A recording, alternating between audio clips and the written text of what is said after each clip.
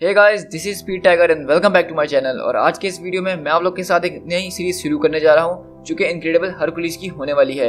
और ये series basically जो है हमारी जो स्क्वाड वाली सीरीज थी उसके बाद से कंटिन्यू होगी, जहां पे हमने देखेंगे कि अब हरकुलिस और एमेडिस जो वापसी अर्थ पे आ चुके हैं और अपने एक वेकेशन के ऊपर गए हुए हैं। और इस वेकेशन के अंदर हम देखेंगे कि इनको जो है एक खतरनाक एडवेंचर का सामना करना पड़ जाता है। और ये जो है सीरीज काफ़ी ज़्यादा मज़ेदार होने वाली है इस वजह से भी क्योंकि इसके अंदर हमें ग्रीक मिथोलॉजी से बहुत सारी चीज़ें पता चलने वाली हैं। क्योंकि आप सबको पता है कि ग्रीक मिथोलॉजी का मैं कितना बड़ा फ़ैन हूँ, मैं उनको बहुत टाइम से फॉलो करते आ रहा हूँ, उनको स्टोरीज मुझे बहुत ज़्यादा पसंद है। तो इसीलिए मैं आपके साथ भी सारी स्टोरीज डिटेल में शेयर करना चाहता हूँ। सो गाइस, ये जो सीरीज़ है कॉमिक बुक, ये सीधा हमारी जो है सीक्रेट इन्वेजन के इशूज़ की बात की है। तो अभी ये जो है सीक्रेट इन्वेजन की बात की तो ज़रूर है, लेकिन ये डार्क रेन से पहले की है। अभी ये डार्क रेन हमारा शुरू नहीं हुआ है, तो आप इसको थोड़ा सा कंफ्यूज नहीं करिएगा। और अभी जैसा कि आपको पता है कि हम एक्समैन की सीरीज़ अपनी चला रहे हैं, तो मैंने सोचा क्यों ना हम एक की बजाय इस बार दो सीरीज़ एक साथ चलाएं, जहां पे आपको एक दिन जो है एक्समैन की सीरीज़ का एपिसोड मिलेगा और दूसरे दिन इनक्रेडिबल हरकुलिस का एपिसोड। इस तरह से हम स्पेस और अर्थ दोनों के इश्यूज साथ साथ कवर कर सकेंगे। तो देखिए कब तक मैं इस चीज़ को कंटिन्यू रख सकता हूँ, और मैं कोशिश इसी तरह करूँगा कि अब हम दोनों सीरीज़ जो है एक साथ लेके चला करें, ऐसे ही एक दिन एक का एपिसोड और एक दिन दूसरे का एपिसोड। सो गाइस, इस सीरीज़ के अंदर भी हमारे पास 5 इश्यूज़ हैं और इसको हम 5 एपिसोड्स के अंदर कवर करेंगे, जैसा कि हम अपनी हर वीडियोज़ में करते हैं। और वीडियो स्टार्ट करने से पहले मेरी सिर्फ आपसे एक ही रिक्वेस्ट है कि अगर आप मेरे चैनल पे फर्स्ट टाइम आए हैं तो प्लीज़ मेरे चैनल को सब्सक्राइब जरूर कीजिएगा इस तरह का और ऑसम कंटेंट मेरे चैनल पे एंजॉय करने के लिए। सो गाइस, चलिए इस ऑसम सीरीज़ को स्टार्ट करते हैं।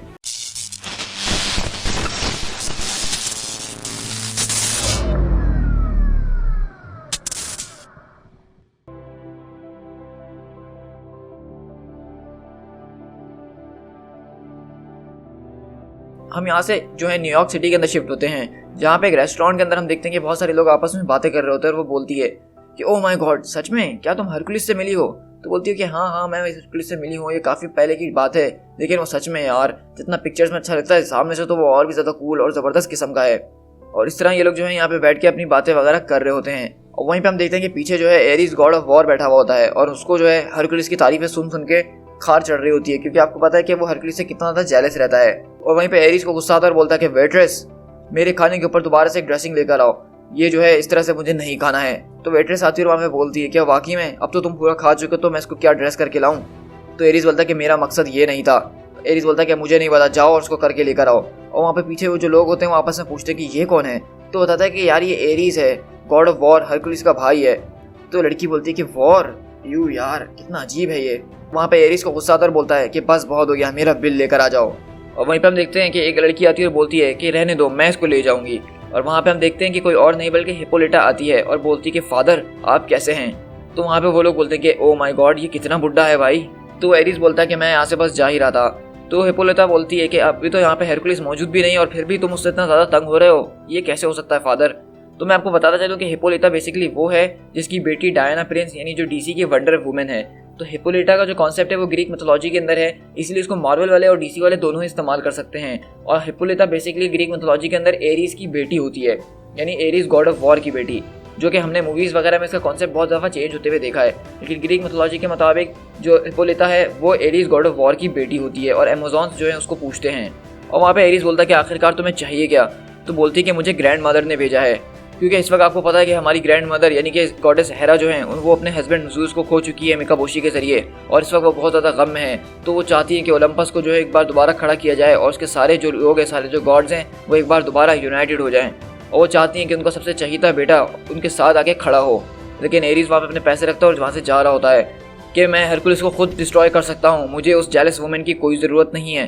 तो हिप्पोलिटा बोलती है कि मैंने तो तुमसे कहा ही नहीं कि मैं हरकुलिस की बात कर रही थी।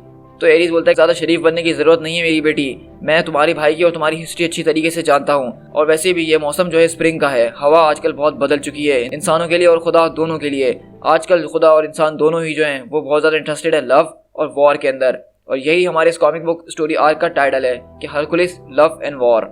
हम यहाँ से शिफ्ट होते हैं किंगडम ऑफ लेमोरिया के अंदर, जो कि पैसिफिक ओशन के अंदर है, जहाँ पे जो है नेमोर वगैरह रहते हैं। और वहाँ पे एक बहुत खतरनाक किस्म का हमला हुआ होता है। तो लोग गार्ड्स वहाँ पे जो है वो अपनी अर्थ की तरफ आ रहे होते हैं सरफेस पे चेक करने के लिए कि ये हो क्या रहा है।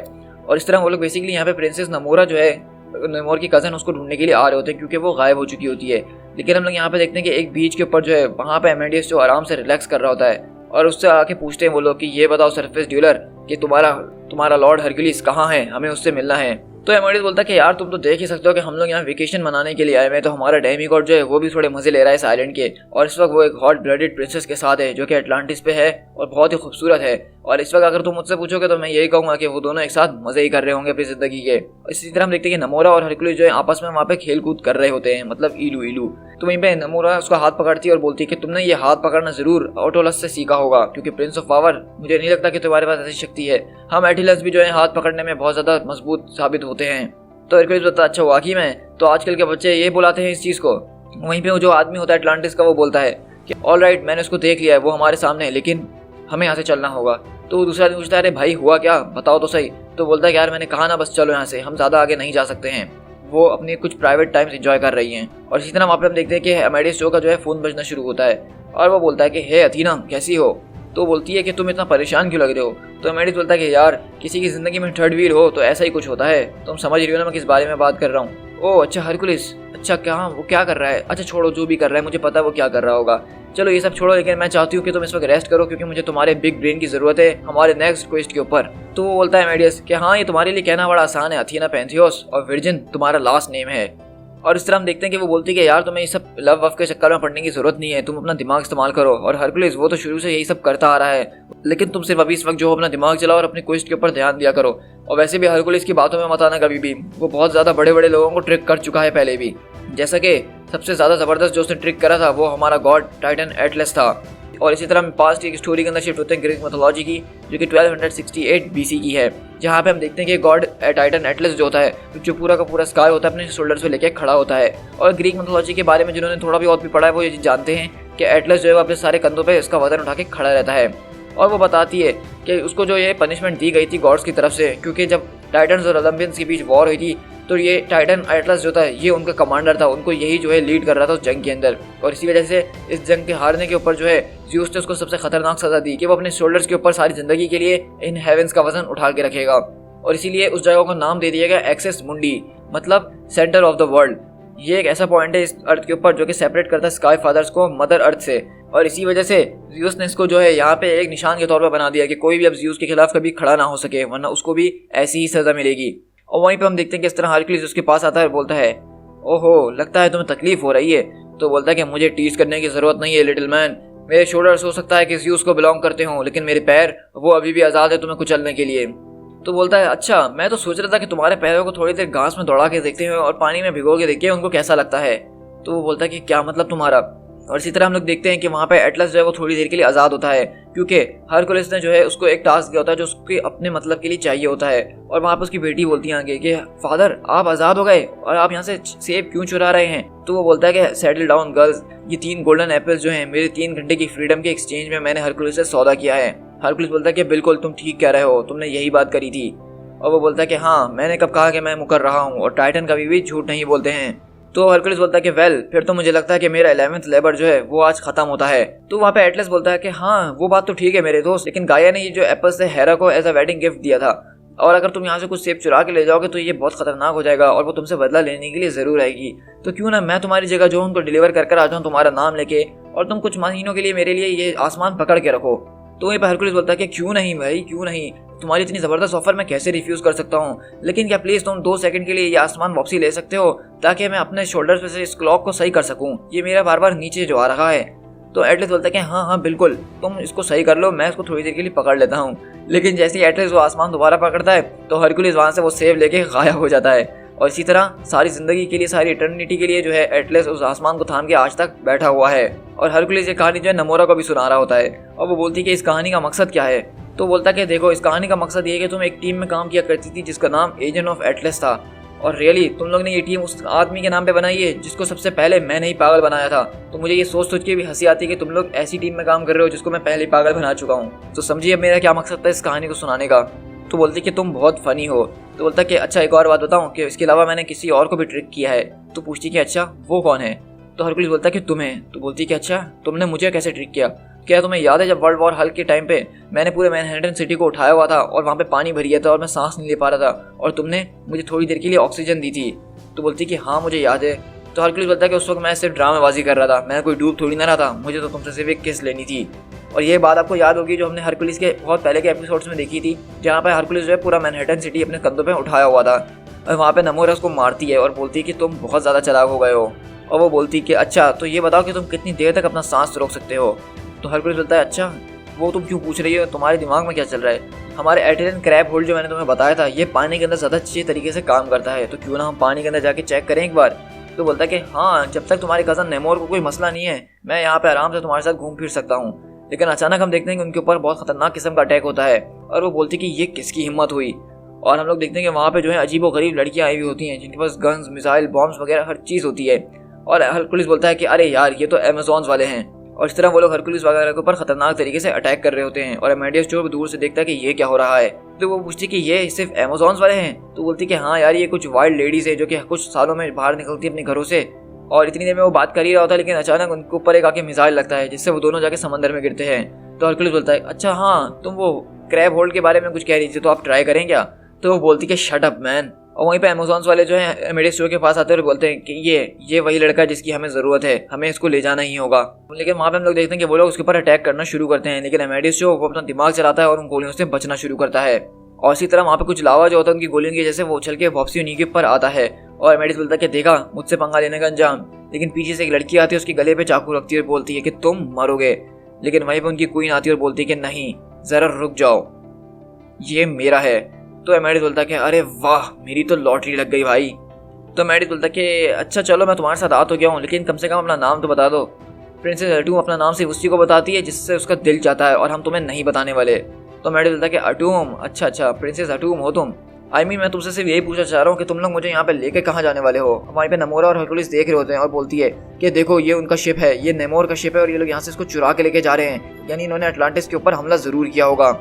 तो हरकुलिस बोलता है कि चलो खैर है ना, जब तक नेमोर को उस बारे में नहीं पता तो हम लोग सुकून में हैं। लेकिन नमोरा वहाँ पे कूदती है और बोलती है कि नहीं मैं जो हूँ मुझे इसके आंसर्स चाहिए। और वो सीधा कूदती है और सीधा उस जहाज़ के आर पार निकल जाती है जिससे उनका एक जहाज़ जो होता है वो गिरना शुरू हो जाता है और दूसरा जहाज़ जिसमें क्वीन वगैरह होती है वो निकल जाता है। तो हरकुलिस बोलता है कि चलो खैर है तुमने एक जहाज़ तो गिराया। तो बोलती है कि तुम वहाँ खड़े हुए किसका इंतजार कर रहे हो? दूसरे जहाज़ में अभी भी अमेडियस मौजूद है, तुम उसको ऐसे ही छोड़ दोगे? वेल अगर मेरी मेमोरी तेज़ है और ये अमेज़ॉन्स का ट्रेडिशन है और ये इतना भी बुरा नहीं है उसके लिए जितना तुम समझ रही हो। तो वहीं पे अमेडियस बोलता है कि तुम मेरे साथ आकर यहाँ पे करने क्या वाली हो, तुम्हारे प्लान्स क्या हैं? लेकिन अचानक वो उसको किस करती है और बोलती है कि नॉट बैड, तुम इतने भी बुरे नहीं हो। तो अमेडियस बोलता है कि थैंक्स यार, लेकिन अभी तक तुमने हमारा फुल टेस्ट पास नहीं किया है। तो वो पूछता है कि टेस्ट किस किस्म का टेस्ट? तो बोलती है कि तुम्हें जो है ऑनर किया जाता है कि न्यू अमेज़ोनिया की नई जनरेशन को तुम आगे बढ़ाओ, ये तुम्हारे लिए सौभाग्य की बात होगी।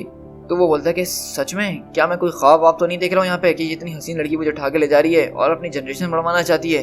क्या मुझे कोई चुटकी भरेगा? तो वो पीछे से उसकी लेडी बोलती है कि जरा खामोश हो जाओ, तुम बहुत बोलते हो। तो हरकुलिस बताता है नमोरा को हर कुछ 100 सालों के बाद वो लोग जो हैं एक रिमार्केबल यंग मैन को ढूंढते हैं अपनी कम्युनिटी सर्विस के लिए। मतलब तुम समझ सकती हो कि उनके वहाँ तो मर्द होते नहीं हैं लेकिन उनको अपनी जनरेशन बढ़ाने की ज़रूरत होती है। तो वो लोग हमारी अर्थ पर आते हैं बाहर और एक ऐसे इंसान को लेकर जाते हैं जो बहुत ज़्यादा रिमार्केबल हो, यंग हो, स्मार्ट हो, ताकि उसकी क्वालिटीज़ उन लोगों के अंदर भी आ सकें। इसीलिए वो लोग अमेडियस को आज यहाँ से लेकर गए हैं। और इस तरह नमोरा और हरकुलिस उस जहाज़ से पहुंचते हैं जो दूसरा जहाज़ यहाँ पे पानी में गिरा होता है और वो अमेज़ोनियंस जो हैं बहुत ज़बरदस्त तरीके से इनके ऊपर अटैक कर रहे होते हैं। अच्छा बेसिकली आपने देखा होगा कि अमेज़ॉन जो होते हैं वो बेसिकली काफ़ी पुराने ज़माने के होते हैं, ग्रीक टाइप के। लेकिन हम यहाँ पे देख रहे हैं कि ये जो ज़माना है इस हिसाब से अमेज़ॉन्स भी जो है नई नई टेक्नोलॉजीज़ और वेपन्स इस्तेमाल कर रहे हैं। वो अपनी अभी तक तलवारों पे मौजूद नहीं है बल्कि वो लोग यहाँ पे मिसाइल्स, गन्स, रॉकेट लॉन्चर्स वगैरह इस्तेमाल कर रहे हैं। तो ये चीज़ देखना मुझे काफ़ी ज़्यादा कूल लग रहा है कि ये चीज़ हमें इससे पहले कभी मूवीज़ और कॉमिक्स में नहीं दिखाई गई है इस तरह से। और इस तरह वो लोग वहाँ पे उनसे लड़ रहे होते हैं। और वहीं पे जो है वहीं पे हम देखते हैं कि एक लेडी आती है जो कि मेडुसा की नस्ल में से होती है और मेडुसा वही होती है जो जिसके बाल जो है सांप जैसे होते हैं और वो बोलती है कि इस तरफ आओ। तो अमेडियस बोलता है कि अरे वाह ये तो बिल्कुल वैसा ही है जैसा मैं सोच रहा था। तो वो बोलती है तुम्हें ज़्यादा एक्साइटेड होने की ज़रूरत नहीं है। तो बोलता क्यों, तुम मुझे क्या पत्थर में बदलने वाली हो? तो बोलती है कि नहीं वो मैं नहीं कर सकती हूँ, वो सिर्फ मेडुसा गॉर्गन की जो ब्लड लाइन है सिर्फ वही कर सकती है जिसको अथीना जो कि तुम्हारी फेवरेट चहीती गॉडेस है उसने उसको कर्स किया था। मैं जो हूँ उस ब्लड लाइन की नहीं हूँ इसलिए मेरे पास वो पावर्स नहीं है, लेकिन मैं दिखती उसकी तरह ज़रूर हूँ। तो बोलता कि चलो चलो कोई बात नहीं। और वो बताती है लेकिन मैं जो हूँ इस प्रिंसेस अटूम के साथ बहुत टाइम से मौजूद हूँ और उसके काम अंडर कर रही हूँ और मैं उसका दिमाग जानती हूँ। देखिए हाँ तुम सिर्फ दिमाग जानती हो और अब मैं उसके बारे में और बहुत कुछ जानने वाला हूँ। वो बोलती है कि तुम मेरी बात समझ नहीं रहे हो, उसने तुमको सिर्फ इसीलिए चुराया है यहाँ से क्योंकि तुम हमारे एनॉर्मस एस्ट्रल एनिमी हरकुलिस के जानने वाले हो, इसीलिए वो उससे बदला लेने के लिए ये सब कर रही है। तो बोलता है कि जरा 1 मिनट रुक जाओ, ये सब तुम क्या बातें कर रही हो, ये सब चीजें मैंने इंटरनेट के ऊपर भी पढ़ी हैं और मैं बताता चलूँ कि ये सब बिल्कुल बकवास लिखी गई है। तो वो बताती है कि नहीं भाई, ओलंपस के अंदर तो ये सब चीजें बहुत ज्यादा नॉर्मल हैं। तो बोलता है लेकिन एरिजोना के अंदर ये इलीगल है और हरकुलिस और मैं सिर्फ फ्रेंड्स हैं और कुछ भी नहीं। तो बोलती है कि इस सबसे मेरा क्या लेना देना है, मुझे क्या। तो बोलता है कि हाँ बिल्कुल तुम्हारा कोई लेना देना नहीं है, लेकिन मेरे और हरकुलिस के बीच कुछ ऐसा वैसा नहीं है जैसा तुम लोग समझ रहे हो। हम लोग सिर्फ एडवेंचर्स कंपेनियंस हैं और कुछ भी नहीं। मैं उसका कोई इरोमियस नहीं हूँ तुम्हारी ग्रीक मिथोलॉजी के मुताबिक। उसके अलावा मैं तुम्हें एक और बात बताती चलूँ कि अमेज़ॉन्स में सिर्फ उन्हीं लोगों को प्रेग्नेंट होने की इजाज़त होती है जो बूढ़ी हो चुकी हूँ या फाइट के लिए इंजर्ड हो चुकी हूँ, और इस वक्त हमारी क्वीन अटूम जो है वो इन दोनों में से कुछ भी नहीं है। तो मुझे समझ में नहीं आ रहा कि वो तुम्हें यहाँ पे क्यों लेकर आई है। तो वो बोलता है कि तुम्हें इस सबसे क्या लेना देना है, तुम अपने काम से काम रखो ना, वो मुझे जिस किसी चीज़ के लिए भी लेकर आई है वो मैं खुद पता लगा लूंगा। तो बोलती है कि हाँ मुझे क्या लेना देना है, लेकिन मैं तुम्हें सिर्फ इतना बताना चाहती हूँ, जब ये अमेज़ॉन जो हैं एक दूसरे के साथ मेट कर लेते हैं तो उसके बाद जो कंपेनियन होता है उनका, वो लोग उसको मार देते हैं ताकि वो ये बात कभी किसी को बता ही ना सके। तो मेरी बोलता है कि यार मुझे पता था यहाँ पे कोई ना कोई कैश तो ज़रूर होगा।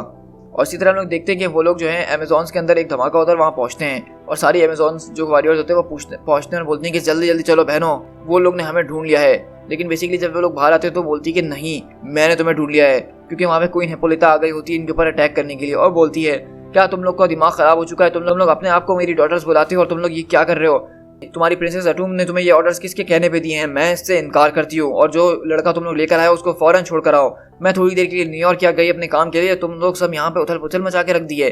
फौरन अटूम से जाके कहो कि उस लड़के को जो है हरकुलिस के पास वापसी छोड़कर आए और एटिलियंस के सामने घुटने झुका के माफी मांग कर आए। हम यहाँ पे आज किसी भी वॉर के मूड में नहीं है।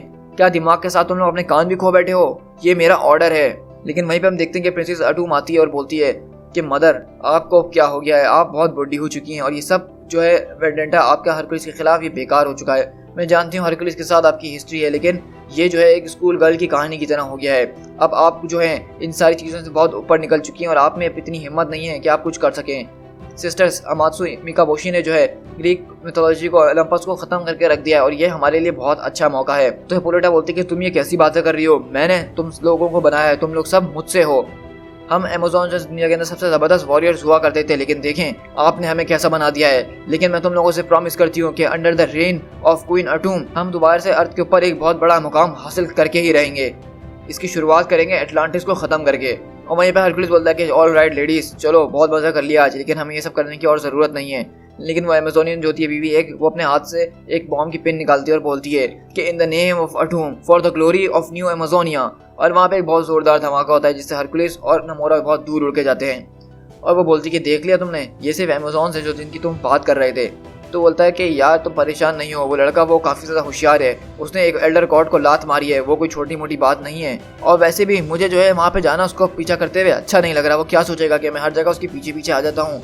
तो लेकिन पीछे से तभी आवाज़ आती है कि तुम यहाँ पे कुछ भी नहीं करने वाले हो जब तक नेमोर प्रिंस ऑफ एटलांटिस तुम्हारी जजमेंट तुम्हें डिलीवर ना कर दे। और यहाँ पे बेसिकली नेमोर जो है अपनी आर्मी लेकर हरकुलिस की तरफ आ रहा होता है, क्योंकि उसको ये लग रहा होता है कि ये जो अटैक अभी इनके ऊपर हुआ है ये हरकुलिस नहीं किया है। तो हरकुलिस वहाँ पे नेमोरा की तरफ देखते हुए बोलता है कि यार मैंने सोचा था कि ये जेलस टाइप वाला नहीं है, लेकिन ये तो वैसा ही निकला। To be continued.